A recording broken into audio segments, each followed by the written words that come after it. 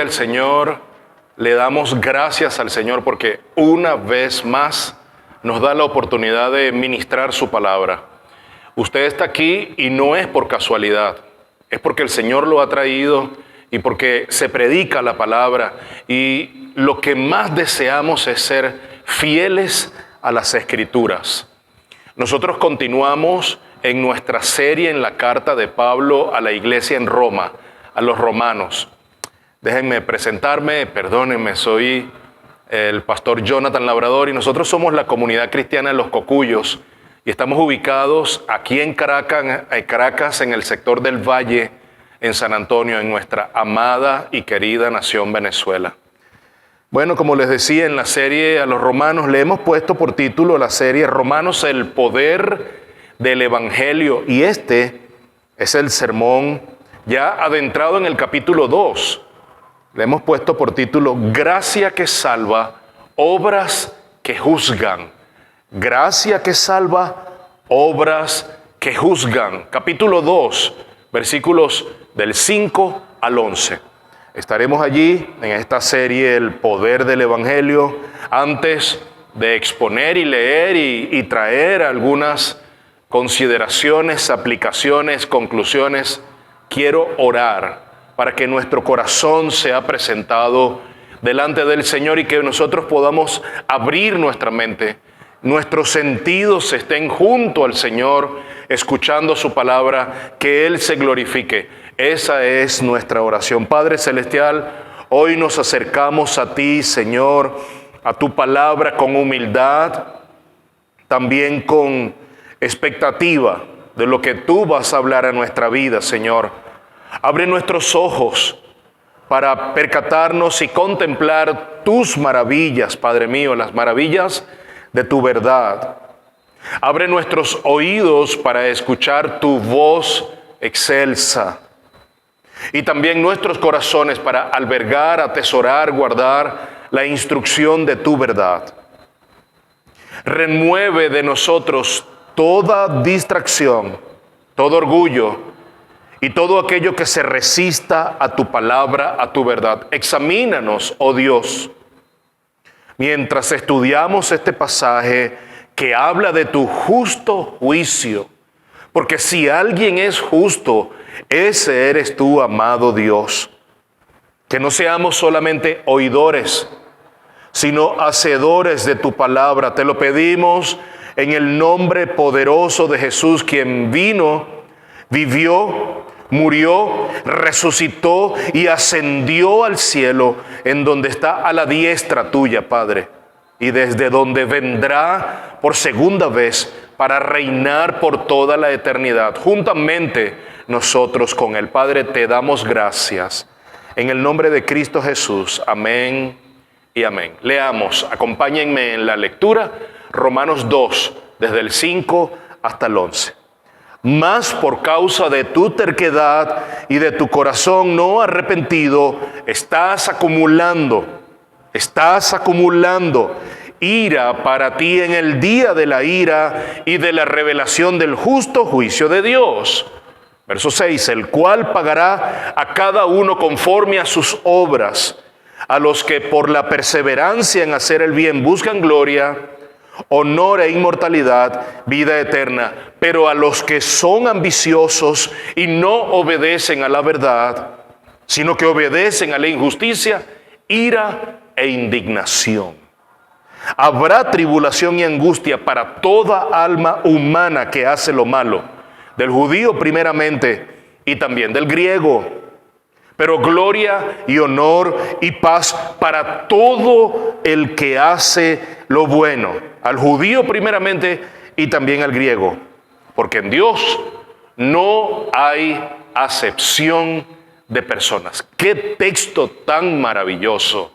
Quizás hemos aprendido de memoria el verso 11, pero el contexto es este: un juicio justo de parte de un Dios que es nuestro juez y es un juez justo, que vendrá con juicio verdadero para tratar a aquellos que hicieron con lo malo de manera airada, con indignación e ira.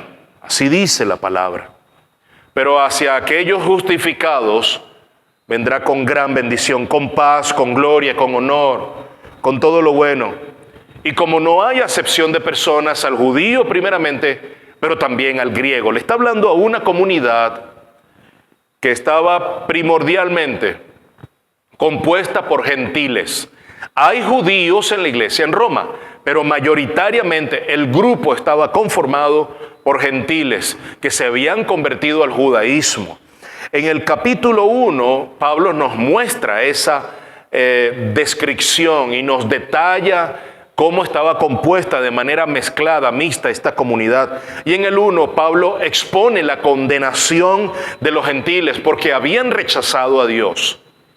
Ahora hemos entrado en el capítulo 2, pero ahora Pablo está confrontando, porque realmente está confrontando: tú que haces esto, y tú que dices esto, y tú que estás corrigiendo esto, haces lo mismo y persistes en practicar lo malo. Pablo entonces está confrontando a aquel que hemos llamado el moralista religioso, que eran particularmente judíos, que juzgaban a otros mientras estaban justificando su propia ortopraxia, su propia vida, su práctica de vida. Y Pablo demuestra entonces que ni la religiosidad, pero tampoco ni el legalismo salvan. Nada de eso salva. Y que todo está bajo el juicio de Dios. Y debo hacer una aclaratoria. Este texto no va a explicar cómo es que el ser humano alcanza la salvación. De eso no trata. Eso vendrá en textos posteriores. Aproximadamente el capítulo 13 en lo adelante. Sino que aquí se tratan temas del juicio final, del justo juicio de Dios. Y estamos ante una de las paradojas más profundas de las Escrituras. La salvación es por gracia, nunca por obras. La salvación es por pura gracia. Ha sido un regalo de Dios de gracia, no por obra, dice la palabra en el mismo Romano, para que nadie se gloríe. Sin embargo, dice que el juicio final se realizará conforme a las obras de cada uno. Entonces, ¿cómo es esto? Esa es la gran paradoja que se encuentra aquí en esta carta a la iglesia en Roma. Y debo introducir esto con una ilustración. ¿Por qué? Porque nosotros juzgamos libremente la vida de otros. ¿No se han puesto a observar en detalle las veces que nosotros vemos pecados en otros y los juzgamos, los tildamos, los señalamos, los enjuiciamos, pero al final cuando volteamos hacia nuestra propia vida, y es menester hacer este ejercicio, mis hermanos, necesitamos hacer este ejercicio de observación, pero aguas adentro, corazón adentro. Eso mismo que decía el salmista, el Señor: examíname, oh Dios. Necesitamos examinarnos a nosotros mismos. Necesitamos vernos al espejo. ¿Por qué? Porque eso que nosotros observamos en otros, que claramente es objeto de juicio en nuestra vida, también nosotros practicamos las mismas cosas, las mismas prácticas las estamos teniendo, cometemos los mismos errores, caemos en el mismo pecado, pero justificamos nuestras acciones. No nos hemos puesto a observar eso. Es el vecino que critica al otro porque su jardín está sucio. Vecino, dedique un tiempo para limpiar su patio, por favor. Eso pone feo, eso afea nuestro vecindario, sin percatarse que su propio patio está lleno de basura, sin percatarse que su propio patio está lleno de desechos, ignorando su propio ojo con una gran viga. Y es una tendencia en el ser humano de ver, como decía Mateo, la paja en el ojo ajeno, pero no percatarse la viga en el ojo propio. Eso es una tendencia humana. Y el primer punto es: la salvación es solo por gracia, nunca por obras. Y es que el mensaje central de la carta a los romanos, por eso me encanta y por eso me había emocionado tanto el solo hecho de pensar hace unos meses, quizás 1 o 2 años atrás, iniciar esta serie expositiva de predicaciones en la carta del apóstol Pablo a la iglesia en Roma. Porque el texto central, el mensaje es la salvación como un don gratuito, de pura gracia, inmerecido, que viene de parte de Dios. Y aunque este texto habla primordialmente de juicios y de obra, debemos establecer primero una verdad que es fundamental. La base bíblica para la salvación por obra y por gracia, también Pablo nos las da en Efesios 2, 8, 9. Porque por gracia sois salvos, por medio de la fe. Y esto no de vosotros, le dice Pablo a la iglesia en Éfeso. Esto no es de ustedes. Bájense de la nube, quítense de su mente que tienen algún mérito, que lograron algo, que han alcanzado algún estándar. No, no es de ustedes, no es de vosotros. Es un don de Dios. Y es así para que no sea por obras, para que nadie diga, eso lo hice porque logré tal cosa. Es un mensaje muy claro. Efesios 2, 8, 9. También Pablo en la carta que le escribe a Tito 3, 5 al 7. Nos salvó no por obras de justicia que nosotros hubiéramos hecho. Él nos salvó no por algo que nosotros hayamos hecho, sino por su misericordia. Aleluya. Esto está claro. Romanos 3, 20 en lo adelante.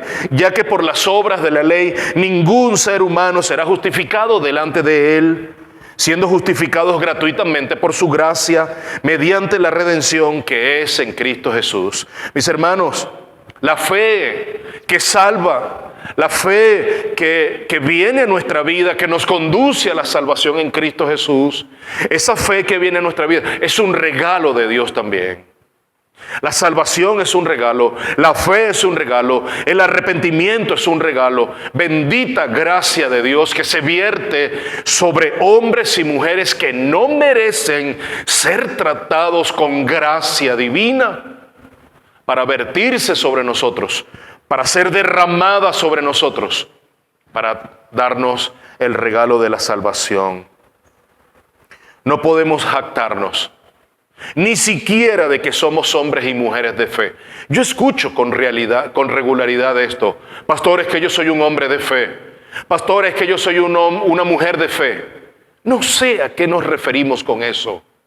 Lo único que yo sé es que he creído en un Dios que está lleno de fe, que Él es el que da la fe y que yo la he recibido por la medida que Él ha querido, sin merecerlo, y que lo he recibido por mera gracia. Y que esa fe es la fe salvadora que me lleva a los pies de Cristo Jesús. Yo no sé cómo funciona eso. Lo único que sé es el que da y deposita y vierte y coloca y regala la fe al ser humano. Es Dios. Es un regalo inmerecido. No podemos jactarnos entonces de la medida de fe que algunos dicen tener. Yo no sé a qué le llaman soy un hombre de fe. Tengo menos fe que ayer. Hoy tengo mucha fe. Me levanté con mucha fe, pastor, el día de hoy. Yo no sé a qué se refieren. Ojalá que sea que nos refiramos a que hoy estamos mucho más cerca de Cristo que ayer. Hoy estoy buscando mucho más de Dios que ayer. Hoy estoy mucho más entregado y comprometido a la devoción en Cristo y a la vida de oración que ayer. Ojalá eso que dicen, soy un hombre y una mujer de fe, se refiera a que cada día estoy más cerca de Jesús. A que a cada día me estoy negando más a las cosas del mundo y acercándome más a las cosas de Dios. Ojalá sea, pastor, la palabra me ha ganado, la palabra ha ganado mi atención, la palabra ha ganado mi foco, la palabra ha ganado todos mis sentidos. Ojalá que signifique eso y no ninguna otra cosa. El regalo perfecto, el regalo más costoso, el regalo nunca esperado o quizás soñado, pero pensar que nunca lo vas a recibir, pudiera llegarse a comparar con la vida eterna.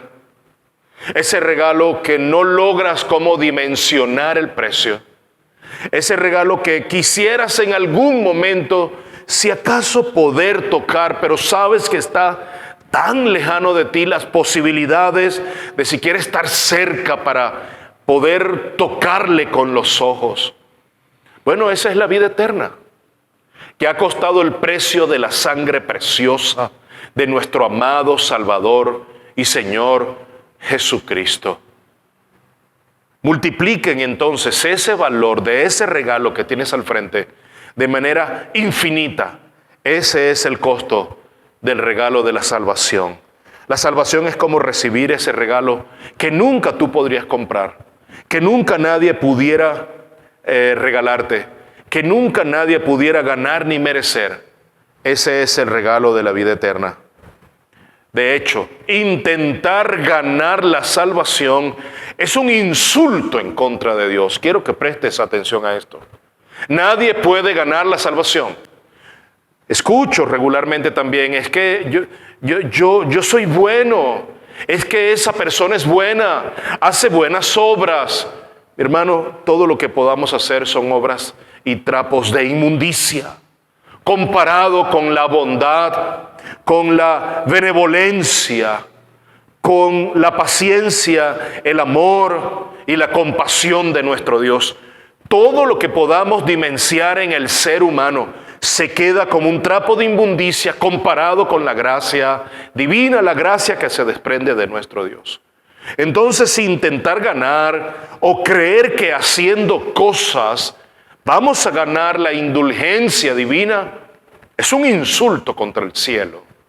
Nada ni nadie podrá hacer méritos ni acumular millas divinas para lograr alcanzar algún milímetro del tamaño y la estatura de la gracia divina. Un segundo punto, el juicio final. Un juicio siempre conforme a las obras. Tú llegas a los caminos del Señor por mera gracia, pero el juicio, esa prueba final, será conforme a las obras. Y por eso lo dije hace unos minutos, aunque la salvación es por mera gracia, es Dios depositando a su Hijo, el único depósito en esa cuenta bancaria suficiente para garantizar ese título hipotecario, para garantizar esa hipoteca de primero o segundo grado, para garantizar esa casa eterna. Ese precio fue la sangre de Jesús, el único santo, perfecto, sin pecado, que podía ser inmolado en la cruz y colocar toda nuestra carga en Él para poder la ira de Dios ser satisfecha.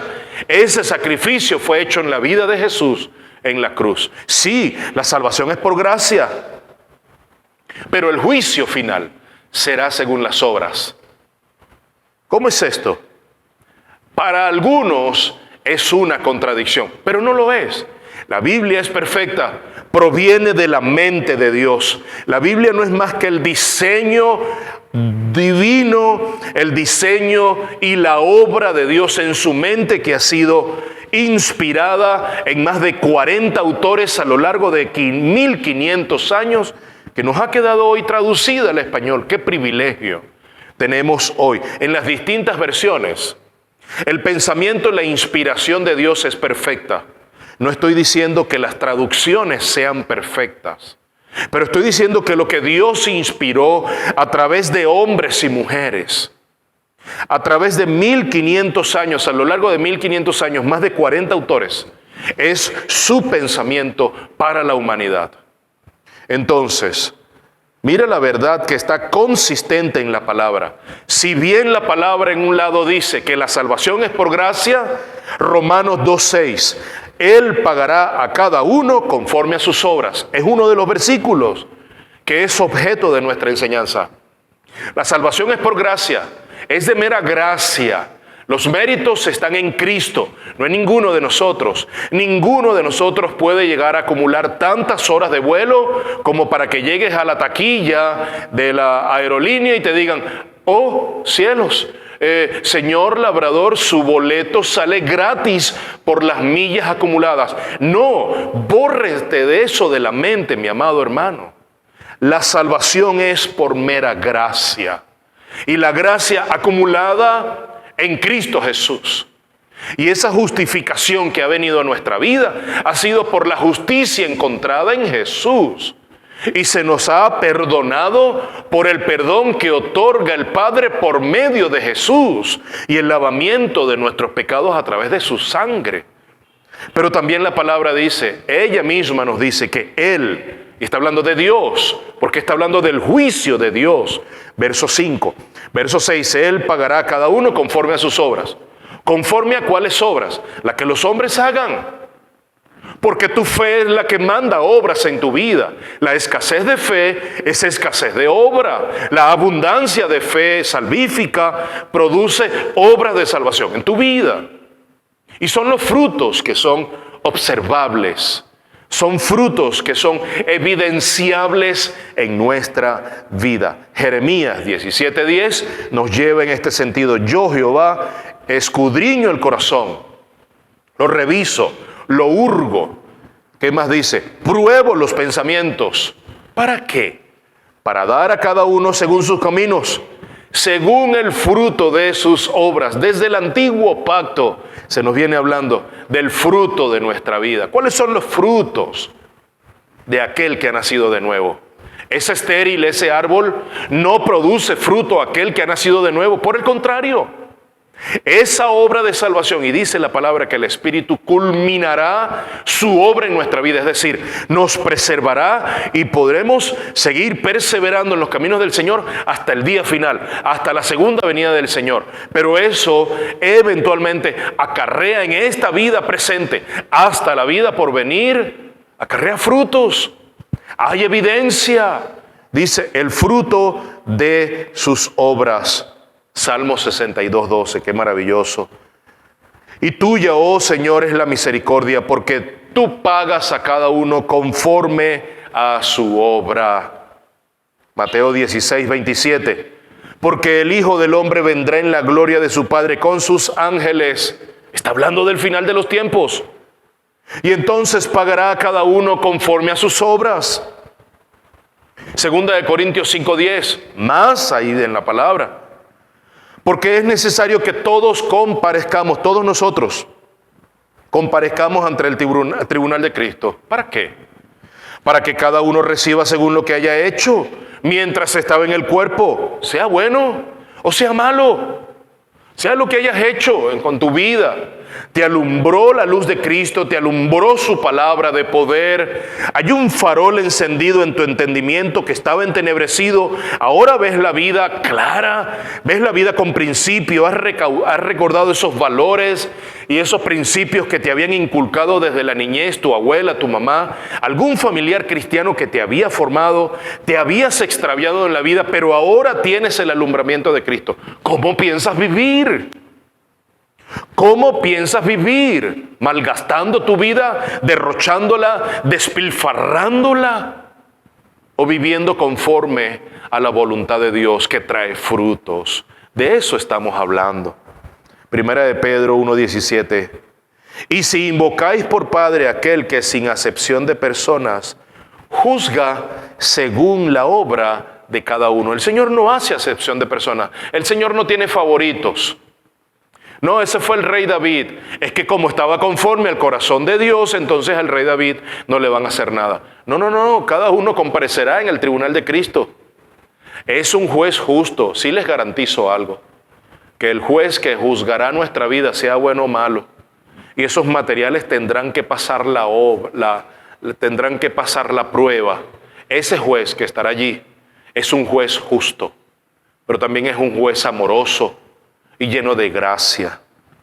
Apocalipsis 20, 12 y 13. Y vi a los muertos, grandes y pequeños, y fueron juzgados los muertos por las cosas que estaban escritas en los libros según sus obras. ¿Cuáles libros? Libros que se están escribiendo de nuestra vida, de lo que vamos haciendo en nuestra vida, de esa conducta observable, aquello que hemos hecho en lo oculto que realmente dice quiénes somos realmente. Tú no eres lo que haces en público. En público te manejas por un estándar social, lo que la cultura social te dictamine. Tú eres realmente y reproduces realmente lo que eres. en la oscuridad, en la soledad, en tu intimidad. Eso es realmente lo que eres tú. Eso eventualmente en cualquier esfera en este mundo terminas reproduciéndolo. Una persona íntegra se conduce de manera íntegra, pero una persona que no es íntegra puede comportarse en algunos momentos de manera íntegra, pero tarde o temprano se desintegran. Las moléculas se dispersan en su vida y terminamos viendo realmente cuáles eran sus cimientos. Unos cimientos desintegrados, unos cimientos dispersos, faltos de propósitos, faltos de principios y faltos de cosmovisión cristiana. El juicio por obras, y debo hacer otra aclaratoria acá porque sé que en el transcurso de la historia algunas controversias o contradicciones algunos han tenido en su mente. Debo hacer esta aclaración. El juicio por obra que habrá al final de los tiempos, que la Biblia lo menciona, que es bíblico, que no ha sido inventado, que no es la inteligencia artificial que nos cambió la versión de la Biblia. Ese juicio no contradice la salvación, que es por gracia y que no es por obra. No lo contradice. Las obras, mira bien lo que te voy a decir, las obras son el criterio visible de ese juicio. El juicio tendrá un criterio y van a ser las obras observables. La evidencia externa, ¿sí? Las obras no son más que la evidencia externa de una realidad interna que existe dentro de ti. Lo voy a volver a decir. Tú actúas, tú te mueves, tú haces cosas, dices cosas, y eso se convierte en una realidad externa, pero eso es a consecuencia de una realidad interna que tú estás viviendo dentro. De la abundancia del corazón es lo que habla la boca, dice la Biblia. De lo profundo es donde viene la contaminación del hombre, no de afuera, viene de adentro. Esas son las obras, todo aquello que se observa en el exterior, conductas que se observan, que se pueden evidenciar, que podemos decir, wow, sí, es verdad, hay un cambio. Pero todo ello procede de una realidad interna, de un cambio interno. Si la luz ha afectado tu vida, esa lumbrera del Salmo 119, 105, lumbrera es a mis pies tu palabra. Si esa palabra ha alumbrado tu vida y ahora guía tu camino, tu sendero, tu vida, tú estás dando obras apacibles de justicia por amor a su nombre. Si no, no hay obras. No hay obras. Hay falsedades. Hay falsificaciones. Y quien es experto en falsedades, mentiras y falsificaciones es Satanás. Y no estamos hablando de él. Estamos hablando de Cristo, el juez verdadero, Dios, el juez justo, que en el juicio final, tiempo final, juzgará nuestras obras, sean buenas o malas. Y debemos distinguir entre el juicio de los creyentes, el tribunal de Cristo, o como le llamamos el Bema, y el juicio del gran trono blanco, que será para los incrédulos. Hay dos juicios al final. En ambos, tanto el juicio para los crédulos o los creyentes, el juicio del tribunal de Cristo, o sea, el juicio del gran trono blanco, en ambos, las obras son el criterio, pero con propósitos diferentes. Las obras para los creyentes, para determinar la recompensa que tendrán en su vida. Eso está en la Biblia. Para los incrédulos en el gran trono blanco, sí, las obras no van a ser para recompensa, sino que va a confirmar la justa condenación de aquellos que no creyeron en Jesús, ausentes de fe en su vida. Las obras buenas que creemos que superan las malas, y esto es un pensamiento que se virtió en mis notas, las obras buenas que creemos que superan las malas, en realidad no son buenas. No son buenas en el sentido bíblico hasta que sean hechas en Cristo. Todo aquello observable y evidenciable en nuestra vida debe ser hecho en Cristo. Incluso tu trabajo, eso que llaman trabajo no santo, sino el trabajo secular. Ese trabajo que haces en la empresa cuyos dueños no son cristianos. Mi hermano, ¿ese trabajo lo haces en Cristo o no lo haces en Cristo? ¿Lo haces para la gloria del nombre del Señor o no lo haces para la gloria del nombre del Señor? Porque, como lo decía hace unos minutos, Isaías 64:6 nos recalca y nos recuerda: todas nuestras justicias son como trapos de inmundicia delante del Señor. ¿Por qué? Porque se presentan ante la santidad perfecta de Dios. Y todo lo que creemos que es bueno, todo lo que creemos que es piadoso, queda oscuro como trapo de inmundicia delante de nuestro Señor. Es como el termómetro. El termómetro mide la fiebre, no crea la fiebre. La obra mide tu salvación o la ausencia de la misma en tu vida. Eso es lo que hace el termómetro. El termómetro solo muestra lo que ya existe en tu vida, si es una temperatura alta corporal o si es una temperatura normal, natural en el cuerpo. El termómetro no es la fiebre. La obra no es la salvación. El termómetro te muestra el nivel de la temperatura de tu cuerpo. La obra muestra el nivel de tu santidad y por ende la salvación que hay en tu vida. Es tan sencillo como eso. Un tercer punto es las obras como una evidencia de una fe viva, y de eso es lo que hemos estado hablando. Las obras como fruto, no como la salvación, sino como fruto de esa salvación. La obra como fruto de la salvación. Por eso es que yo no veo ningún tema entre la carta de Santiago que habla de las obras, porque la fe sin obras es muerta. Para Lutero, curioso esto, para Lutero, padre de la Reforma, un hombre que la carta a los romanos le partió la vida y lo llevó a los pies de Cristo, entendiendo la justificación solo por la fe sola, la gracia como un don divino para proceder a la fe en Cristo. Luego leyó la carta de Santiago y dijo que era una carta de paja, que no servía para nada. Yo no sé si luego él se retractó de esto. Creo que no. Cometemos errores, no somos perfectos. El padre de la protesta, de la Reforma protestante, el que escribió 95 tesis en contra de la Iglesia Católica Romana, en contra del sacerdocio de la ICR, bueno, dijo esto después de su salvación, años después. No hay ninguna contradicción. Las obras son evidencias de esa fe que ha ganado tu vida y de esa salvación que ha sido vertida en tu vida. Mateo 7, 16 en lo adelante. Por sus frutos los conoceréis. Por sus frutos los conoceréis. Todo buen árbol da buenos frutos. Todo buen árbol da buenos frutos. Todo árbol que no da buen fruto es cortado y echado en el fuego. Ahí está claramente.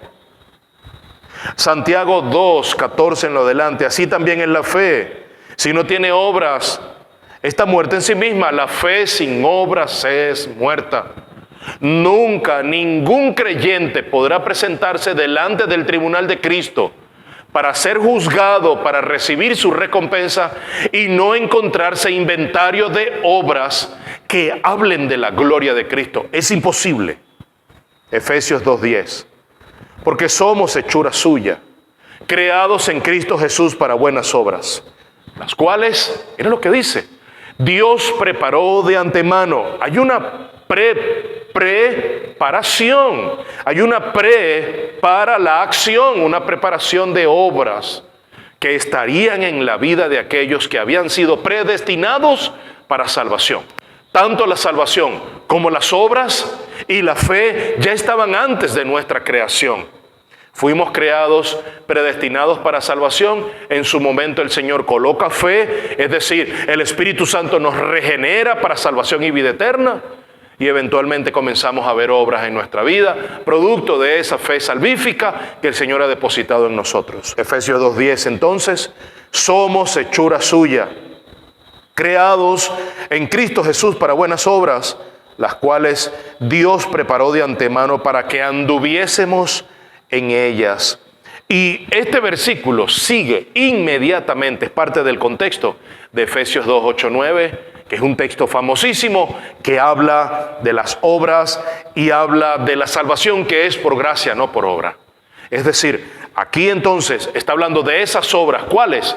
Las que Dios preparó. No es la que tú crees que has hecho, porque esas obras que tú crees que son buenas, no son buenas, son obras malas, son obras impías probablemente. Y hay un contraste entre las obras de la carne y las obras del Espíritu. El mismo Pablo en la carta a la iglesia en Galacia nos escribe en capítulo 5, 19 al 23, tenlo como una tarea para que puedas leerlo, obras de la carne, adulterio, fornicación, inmundicia.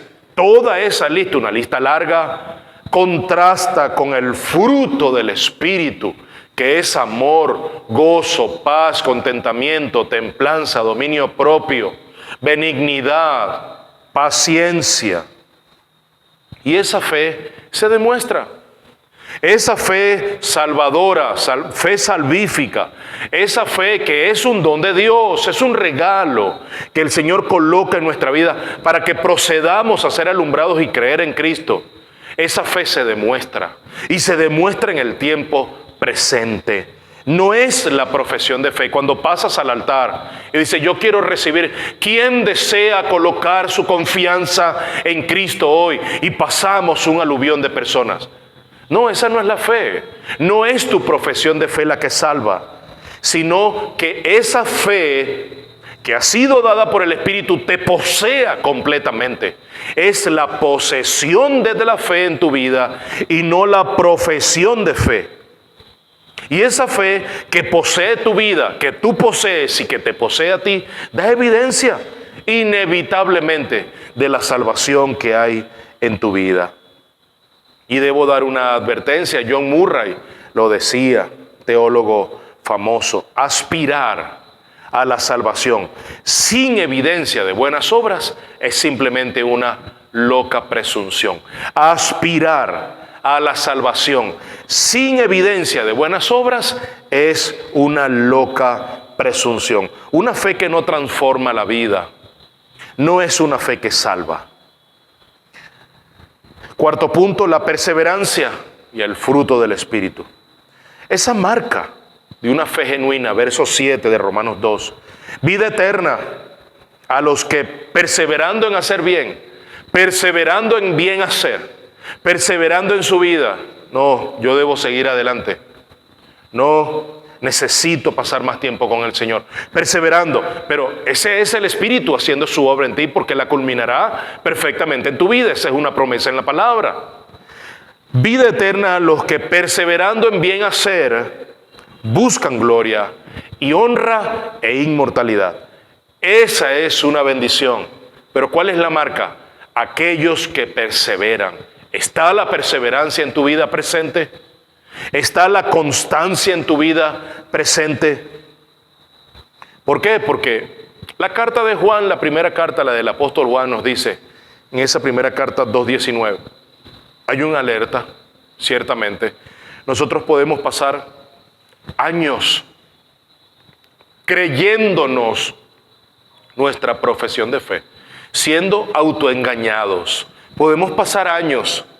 A la final trompeta habrá una gran prueba, porque dice que el ángel del Señor pasará y cortará, y juntamente el trigo y la cizaña serán recogidos, uno para ser quemado y otro para ser llevado. Primera de Juan 2:19 dice, salieron de nosotros, estaban en la iglesia, ministraban en la iglesia, predicaban, pastoreaban iglesias, profetizaban, evangelizaban, ayudaban a los hermanos, estaban al frente del ministerio de misericordia, eran maestros de la escuela dominical, pero no eran de nosotros. ¡Wow! Toda una vida creyéndonos salvos, porque estamos depositando nuestra confianza en la profesión de fe, no en la posesión de esa fe que viene del Espíritu de Dios. Porque si hubiesen sido de nosotros, habrían permanecido en nosotros. Muchos hoy no están en la iglesia de Cristo. Estuvieron en un tiempo. En una oportunidad me preguntaron en un programa de radio: pastor, una de las tristezas más grandes que puede llegar al corazón de un pastor, ¿cuál es? Bueno, ciertamente cuando alguien hace su profesión de fe en Jesús, ves que empieza a caminar obedientemente a la palabra, pero eventualmente en algún momento adelante, años o meses quizás, décadas para mayor tristeza, décadas después, se apartan del Señor para denigrar de la fe, para hablar en contra de la iglesia. Eso sí trae una profunda tristeza al corazón de un pastor. Ayudar y caminar junto a personas para después no verla más nunca, y un buen día encontrársela en un estado desastroso, en un estado deplorable. Eso sí trae tristeza a nuestro corazón. Pero es bíblico. Estaban en nosotros, salieron de nosotros, pero no eran de nosotros. Y Filipenses 1:6 nos dice: estando persuadido de esto, que el que comenzó en vosotros la buena obra, la perfeccionará hasta el día de Jesucristo. Mis hermanos, Judas, uno de los 12, predicaba, se le vieron señales de ser discípulos del Señor, pero su corazón nunca fue ni estuvo transformado. Vendió a nuestro Señor Jesús por 30 monedas de plata. Algunos dicen por ahí, mis hermanos, qué clase de herejía. Un pastor de Venezuela, no voy a decir nombre, yo creo que ya muchos saben quién es. Qué clase de herejía en una de sus prédicas decir que sí, él está confiado en que Judas fue perdonado, pero Pedro no. Dios mío, para decir eso. Todas las evidencias de la palabra. Pero sí, Judas, uno de los 12, pero su corazón nunca fue transformado. Demas, un colaborador de Pablo, luego lo abandonó para amar este mundo, dice la epístola. Estos son ejemplos que ilustran una diferencia entre vivir aparentemente, cuando no se es íntegro, cuando estoy en la iglesia porque estoy pendiente de una falda, o de un título, o del pago del sueldo que me dan, y no puedo dejarlo en este momento. Cuando no hay sinceridad en el corazón, cuando lo buscamos por motivos ocultos, pero gloria a Dios que el Señor examina y redarguye nuestros corazones. Y la vida cristiana es como un maratón. Uno de mis apuntes: no es una carrera de 50 metros, no es una carrera de 100 metros. Por eso es que dice que lo arrebatarán los valientes, aquellos que perseverarán, aquellos que serán preservados por el Espíritu. No es una carrera de 1 kilómetro, ni siquiera es una carrera de 5 kilómetros, es una maratón. A fondo, una carrera que requiere resistencia, que requiere perseverancia, que requiere disciplina, que requiere fortaleza de espíritu. Y lo importante no es cómo comienzas, lo importante es cómo terminas esa carrera. Lo importante no es cómo empiezas ni a dónde empiezas. Lo importante es cómo terminas y a dónde terminas. Eso es lo más importante. Muchos arrancamos con entusiasmo. Recuerdo en una oportunidad una carrera, una maratón, 5 kilómetros, ni siquiera una maratón, una carrera de 5 kilómetros. La recuerdo como si hubiese sido el día de hoy. Y quizás fueron hace más de 40, 45 años. 40 años al menos. Recuerdo que comencé el primer kilómetro con un gran entusiasmo. Al lado mío habían 2 hermanos maratonistas, fondistas, de mucho calibre, de muchos kilómetros. Les tuve mucho aprecio. Hoy uno de ellos está en la presencia del Señor, se nos adelantó a temprana edad. Pero recuerdo que al kilómetro 2, 2,5, a mitad de carrera, ya mis fuerzas se habían ido. Mi persistencia, mi perseverancia, la energía, mis piernas yo no las sentía, mis pulmones estaban a reventarse, ya yo no tenía energía, ya todo lo que yo pensaba que podía dar, lo di, ya yo no tenía más para respirar, ya yo no sentía el cuerpo y yo necesitaba un auxilio. Y pasó alguien y me montó en su carro. Y me montó en su carro y yo sentí que me volvió el alma al cuerpo, y ya terminando la carrera volví a bajarme y terminé. Gloria a Dios que me descalificaron. Que alguien me vio el número, no es un buen testimonio esto que estoy diciendo. Esto es para traer el punto de que la vida cristiana es una maratón y nosotros a los 2,5 kilómetros ya nos estamos desinflando. Pero aquellos que perseveran, que resistan y que tengan disciplina en su vida, el Espíritu Santo les preservará hasta el final. Y lo importante, como les dije, no es cómo tú empiezas, sino cómo arrancas y cómo terminas en esta vida. Y el verdadero discípulo fiel persiste hacia el final, no con sus propias fuerzas, sino dependiendo de la gracia de Dios, del regalo divino que el Señor ha traído a nuestra vida. Quiero cerrar con unas aplicaciones. ¿Estás depositando tu esperanza en las cosas que haces, en lo bien que te portas, en la manera en cómo respondes, en lo temprano que llegas a la iglesia, en el devocional al día que llevas, en la cantidad de versículos que lees a diario? ¿Estás depositando tu confianza en los minutos que van creciendo de tiempo de oración en tu vida? ¿Estás depositando tu confianza en la cantidad de versículos que te memorizas? ¿En dónde está tu confianza para la salvación de tu vida? Examinaos a vosotros mismos si estáis en la fe. Probaos a vosotros mismos, dice Pablo en 2 Corintios 13:5. Es una evaluación a conciencia. Es una evaluación objetiva, no subjetiva. No debe haber sesgos y no deben haber estándares o criterios humanos que nosotros creemos que podemos alcanzar, porque la estatura de Cristo no es alcanzable, pero Él nos lleva hacia Él mismo. Él nos atrae hacia Él mismo. Pero sí es posible hacernos esta pregunta a través de la examinación personal, individual. Es posible que tú estés viendo evidencias del fruto del Espíritu en tu vida cada día. Es posible que estés viendo el fruto del amor, del gozo. Te gozas con las cosas que están sucediendo en tu vida. Hay contentamiento con las cosas que estás experimentando en tu vida. La paciencia está ganando, esa largura de espíritu en tu vida está ganando espacio en tu alma. Es posible hacernos estas preguntas y lograr ciertas respuestas que nos hagan reflexionar. Esa es la idea. Las prioridades que tengo marcadas en mi vida, ¿están reflejando valores eternos o valores de este mundo que son temporales? Por último, mi obediencia a Cristo surge de deberes observables, materiales en este mundo, o surge de mi profundo amor por Cristo. Mi obediencia a Cristo surge por el profundo amor que le tengo, o porque primero es un mero deber religioso, asistir a la iglesia. Pastor, yo nunca falto a la iglesia, yo amo a mi Dios. Yo abro puntualmente la iglesia, el templo, el salón. Yo amo al Señor. ¿Es un mero deber religioso o es que profundamente amas a nuestro Señor Jesucristo?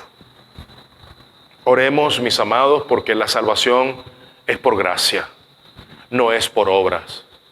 Y este mensaje, más allá de hablar en profundidad de la soteriología, que habrá tiempo para hacerlo, es para hablar del juicio, que el corazón será medido justamente por las obras cometidas en este mundo, obras observables por la fe que ha sido depositada en nuestras vidas. Oremos, mis hermanos. Padre Celestial, gracias.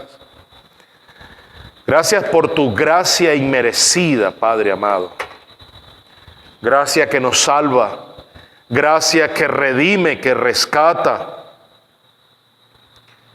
Reconocemos, Padre, que no podemos hacer absolutamente nada para ganarnos tu favor. Sí, estamos llamados a hacer obras, pero ellas no ganan tu favor para nosotros recibir la vida eterna. Pero, Padre, anhelamos que nuestra vida refleje el amor que sentimos por Jesús, que refleje tu verdad en obras observables en cada uno de nosotros. Obras que hablen del tamaño que la fe de Cristo ha ganado en nuestro corazón. Guíanos por tu Espíritu para vivir de manera que nuestras obras glorifiquen el nombre de tu Hijo Jesús. Que no seamos cristianos nominales solo de nombre. No seamos cristianos solamente oidores de domingo a domingo, sino hacedores de tu verdad. Discípulos que perseveran constantemente en hacer el bien, buscando tu gloria y no la nuestra propia. Padre, te lo pedimos en el nombre de nuestro amado Señor y Salvador Jesucristo. Amén y amén. Mis amados, gracias. Gracias le doy al Señor por su palabra, por cada uno de ustedes, y nos vemos en una próxima oportunidad. Dios les bendiga abundantemente.